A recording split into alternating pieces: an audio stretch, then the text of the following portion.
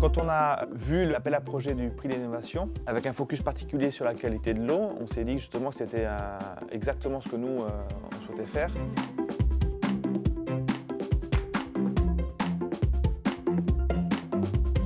Satlantis est un groupe qui a été créé en Espagne en 2014, dont le métier est de travailler sur l'observation de la Terre. C'est vraiment de fabriquer des caméras qui sont embarquées sur satellite pour faire l'observation de la Terre. L'entreprise a été créée en Espagne, mais maintenant possède plusieurs filiales, donc une en Angleterre, une petite aux US et maintenant en France, à Bidart, depuis à peu près un an. Et chaque site a développé sa propre technologie. En Espagne, ils développent ce qu'on appelle du visible. En Angleterre, du proche infrarouge. Aux US, ils travaillent sur de l'intelligence artificielle. Et nous, maintenant, en France, on travaille sur ce qu'on appelle de la polarimétrie. La mission de Satlantis France, pour venir un petit peu ce qui nous intéresse, c'est vraiment de travailler sur le développement d'une nouvelle technologie qui s'appelle la polarimétrie, et en particulier la polarimétrie à très haute résolution. C'est quelque chose qui n'existe pas et qui ouvre des champs d'application qui sont totalement nouvelles et dont une en particulier qui se situe au niveau du bord du littoral. Donc ce que nous on cherche à faire, c'est utiliser cette technologie pour pouvoir répondre à un problème qui est réel,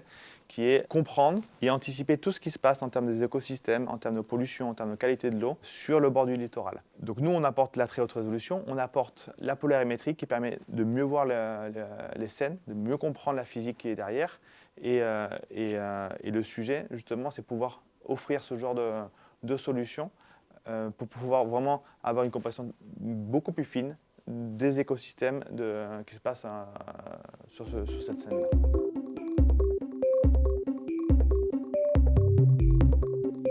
Les enjeux sont très importants sur le bord du littoral. On a beaucoup d'activités, donc l'activité touristique, on a l'activité de pêche, on a le problème d'adaptation au changement climatique. Et la solution que nous, on développe, la polarimétrie, prétend justement apporter une brique essentielle pour pouvoir observer convenablement ce genre de lieu. Mais une fois qu'on a capté ces images, tout l'enjeu, c'est comment on transforme un pixel. En gros, c'est un signal. Et le but, c'est comment on fait pour changer ce signal en une information qui nous intéresse. En l'occurrence, ce que nous, on cherche, c'est des marqueurs de la qualité de l'eau, par exemple la chlorophylle, la turbidité, la quantité de sédiments, etc., qui sont des paramètres très importants pour interpréter la qualité de l'eau, la couleur de l'eau, etc. Quand on a postulé à cette initiative, à cet appel à projet, ce que nous on cherchait, c'était deux choses essentielles. Un soutien, on va dire, financier pour un soutien à l'innovation, parce que ça reste quand même de l'innovation. Et le deuxième élément qui est peut-être même encore plus important, on a ce qu'on appelle un user, donc un utilisateur final, qui est la CAPB, dont une,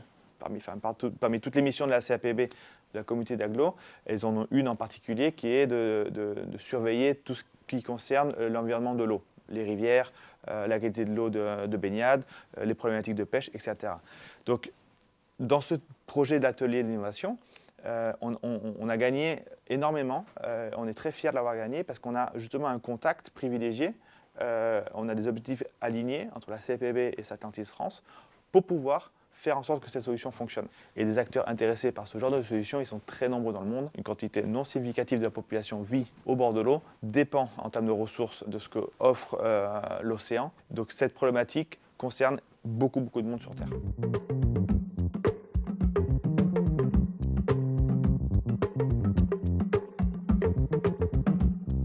Le travail consiste à donner une deuxième vie aux objets qui sont destinés à être jetés sur la zone du territoire d'Héroby.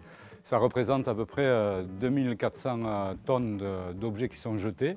Et là-dessus, la moyenne nationale du réemploi, c'est 2%, 2,5%. Et notre objectif, c'est au moins d'atteindre cet objectif-là, c'est-à-dire, en gros, ça fait à peu près 200 tonnes. Alors pas nous tout seuls, mais en collaboration avec les autres ressourceries qui peuvent exister sur le territoire ou les autres acteurs du réemploi, comme le Secours catholique, la Croix-Rouge, etc. Ensuite, on a un autre volet qui est un volet, alors ça c'est le volet environnemental, mais c'est aussi un volet, un constat social, où on a énormément de personnes en précarité, sachant que c'est à peu près 12% de la population d'Hérouville qui est en dessous du seuil de pauvreté. Et c'est en constante augmentation aussi. L'idée est aussi de pouvoir avoir les moyens d'une autre façon de voir les choses, apprendre aux gens peut-être à consommer différemment, à moins consommer. Et consommer la deuxième main, c'est déjà une bonne action. Après, c'est clair que nous, ce qu'on peut offrir, c'est aussi des objets qui ne sont pas chers, à des prix vraiment qui sont abordables. On a équipé déjà des familles entières en précarité qui avaient besoin de ça, grâce aussi aux services sociaux avec qui on s'associe pour pouvoir faire ce genre de service.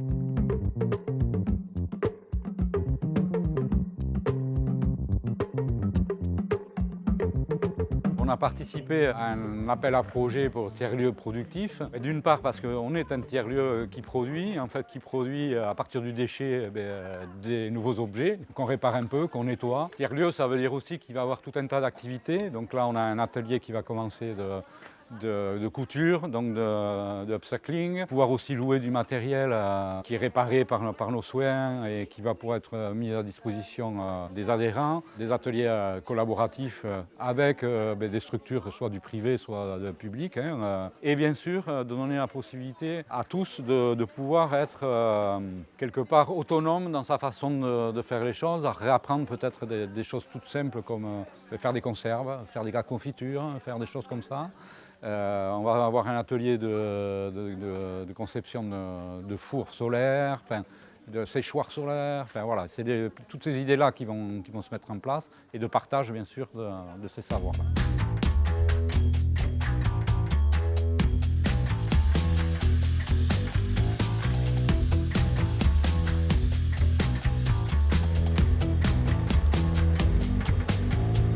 Avant, ici, c'était une ancienne grange. Et donc l'objectif, c'était de développer une activité agricole et de faire notre habitation principale ici.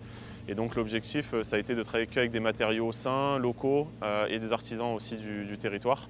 Et donc là, on a travaillé sur une surélévation de la toiture. Et ensuite, on travaille avec des enduits terre, avec une dalle qui est faite à 70% d'argile et de chaux. Et on travaille aussi sur de l'assainissement écologique.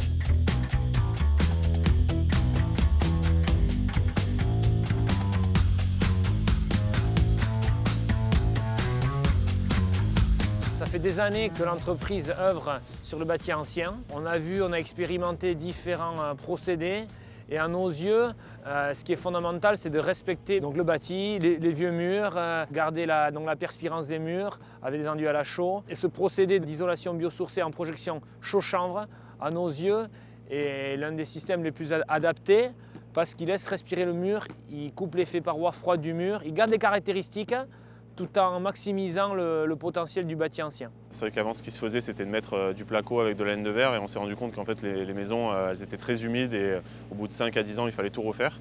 Et du coup, l'entreprise Etcheberry a beaucoup développé là, sur le territoire depuis une vingtaine d'années ce processus-là de chaud-chambre. Et du coup, là, on le duplique sur l'intégralité de nos projets. Et du coup, ça permet de gérer l'hygrométrie et la température à l'intérieur du bâti. Et les projets qu'on a déjà fait avec ce type de produit, on peut chauffer 3 degrés de moins que si on était sur une isolation classique en laine de verre ou autre. Et surtout le ressenti quand on rentre à l'intérieur, c'est très important au niveau de l'acoustique, au niveau de la température, de l'hygrométrie et surtout en termes de qualité d'air intérieur. Parce que souvent la qualité de l'air intérieur, on n'y pense pas, mais c'est 2 à 9 fois plus pollué que l'air extérieur, même dans les grandes capitales. Et du coup, le chaud-chambre, ça permet d'avoir des matériaux les plus sains possibles.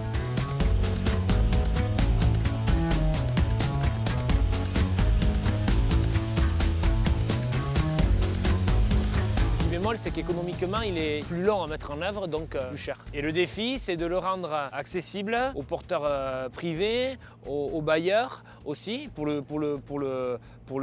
dupliquer et l'étendre. Donc c'est vraiment le défi qu'on a.